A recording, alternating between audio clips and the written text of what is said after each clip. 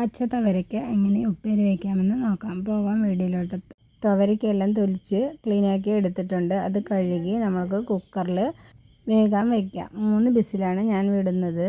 3 whistle വിട്ടെടുത്തിട്ടുണ്ട്. വെന്ത് പാകത്തിന് കിട്ടിയിട്ടുണ്ട്.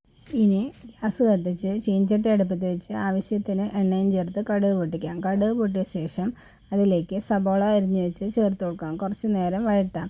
അതിന് ആവശ്യമായ കറിവേപ്പിലയും ചേർത്ത് കുറച്ച് നേരം കൂടി വഴറ്റി കുറച്ച് വെളുത്തുള്ളിയും ചേർത്ത് കൊടുക്കുന്നുണ്ട്. അതും ഇട്ട് വഴറ്റി റെഡിയാകുമ്പോൾ പൊടികൾ ചേർക്കാം. മഞ്ഞൾപ്പൊടിയും ആവശ്യത്തിന് മുളക് പൊടിയും ഉപ്പും ചേർത്ത് കുറച്ച് നേരം വഴറ്റി റെഡിയാക്കിയെടുക്കാം. അങ്ങനെ വഴണ്ട് കിട്ടിയിട്ടുണ്ട്. അതിലേക്ക് വേവിച്ച് വെച്ച തുവര ചേർത്ത് കൊടുക്കാം. നന്നായി മിക്സ് ചെയ്ത് കുറച്ച് നേരം മൂടി വെച്ച് അതിൽ മുളക് പൊടി മസാലയെല്ലാം പിടിക്കുന്നവരെ വെയിറ്റ് ചെയ്യാം. അതിലേക്ക് കുറച്ച് നേരം കഴിഞ്ഞ് കുറച്ച് തേങ്ങയും ചേർത്ത് കൊടുക്കാം. കുറച്ച് നേരം കൂടി വയ്ക്കാം. അങ്ങനെ നമ്മുടെ തുവരയ്ക്ക ഉപ്പേരി റെഡി ആയി.